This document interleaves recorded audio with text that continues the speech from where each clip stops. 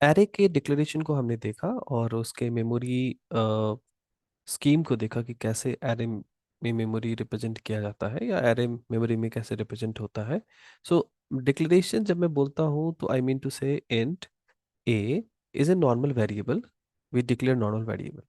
When I say initialization, so either you could do a equal to 5, तो a में 5 initialise हो जाएगा, या फिर हम कभी ऐसा भी करते हैं कि int a equal to 5.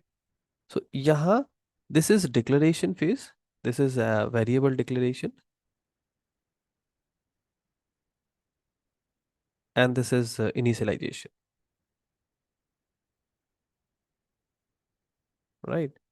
इसी तरह अगर ये वाला पार्ट हम देखें तो यहाँ से यहाँ तक का जो पार्ट है दिस इज डिक्लेरेशन, एंड ये जो पार्ट है second part this is initialisation.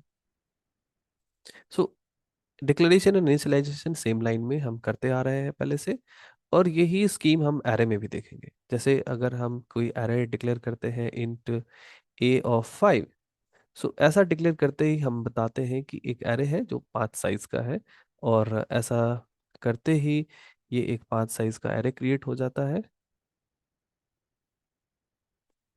जिसका नाम ए है. और इसमें कोई सी भी अभी रैंडम वैल्यूज है. वो रैंडम वैल्यूज वो वैल्यूज होंगी जो पहले से जो सा भी मेमोरी लोकेशन हमें मिल रहा है. सपोज ये 1010 है, दिस इज 1014. तो पहले से इस मेमोरी लोकेशन में, क्योंकि इस एरे के एग्जिस्टेंस से पहले इस मेमोरी लोकेशन में जो भी था वो अभी यहाँ दिखेगा, जब तक मैं इस एरे को इनिशियलाइज नहीं करूंगा.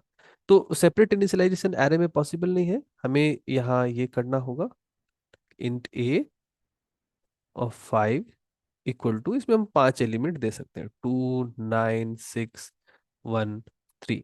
ऐसा करने से ये एरे अब इनिशियलाइज हो जाएगा प्रॉपरली, मतलब इसमें वैल्यूज चली जाएंगी. सो दिस विल 2 9 6 1 3, यानी पहले से जो एक गार्बेज वैल्यू था वो वैल्यू जो इस मेमोरी लोकेशन पे इस एरे के एग्जिस्टेंस से पहले रखी हुई थी, उस वैल्यूज को ये जो हमारी नई वैल्यूज है ये रिप्लेस कर देगी. और अगर हम इसमें, आप चेक करके बताओ कमेंट में कि अगर हम यहाँ 5 के बदले 3 ही वेरिएबल को इनिशियलाइज करते हैं तो आपका कंपाइलर क्या प्रिंट करके दे रहा है, कि बहुत इंपॉर्टेंट है. तो this is thing about the initialisation of array. हम और भी तरीका देखेंगे जिसमें यूजर से इनपुट लेते हैं, तब कैसे हम एरे को इनिशियलाइज करते हैं. बट ये एक सिंपलिस्टिक व्यू है जिसमें बताने की कोशिश ये है कि जब कभी भी हम एरे को डिक्लेयर करते हैं तो एक नॉर्मल वेरिएबल के डिक्लेरेशन की तरह, नॉर्मल वेरिएबल भी जब डिक्लेयर होता है तो उस मोमेंट पे जो भी मेमोरी लोकेशन इसे असाइन होता है, उस मेमोरी लोकेशन पर जो ओल्ड वैल्यू पहले से रखी हुई है वो वैल्यू यहाँ आ जाती है. सपोज पहले से 10 रखा हुआ है तो यहाँ 10 रहेगा जब तक कि आप इसको इनिशियलाइज नहीं करते हो. The moment you initialise this, पुरानी वाली वैल्यू को ये ओवरराइट कर देता है अपनी नई वैल्यू से. तो एरे में भी वही होगा.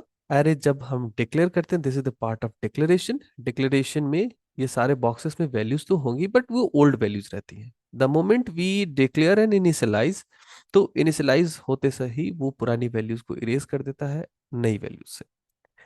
कभी आपने ऐसा भी देखा होगा कि हमने एरे को ऐसा बुक में पढ़ा, this way array has been initialized 2 9 6 1 3. I am taking same value to avoid the confusion.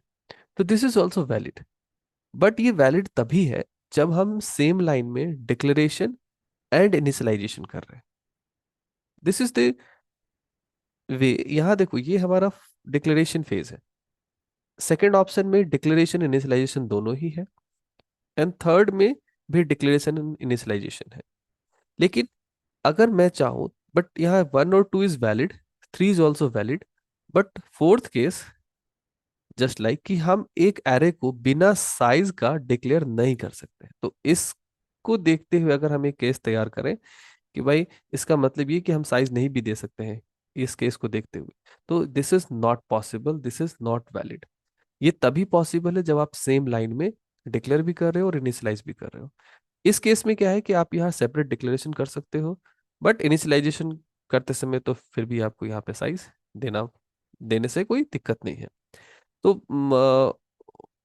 Final conclusion यही है कि आप अगर बस डिक्लेरेशन कर रहे हो array का, तो you need to follow this, you need to give size if you are doing only only declaration. But अगर आप डिक्लेरेशन एंड इनिशियलाइजेशन दोनों ही कर रहे हो, तो उस केस में आप एरे के साइज को दे भी सकते हैं, या फिर आप एरे का साइज नहीं भी मेंशन कर सकते हैं। दोनों ही केसेस वैलिड है, both are valid. I hope this is clear.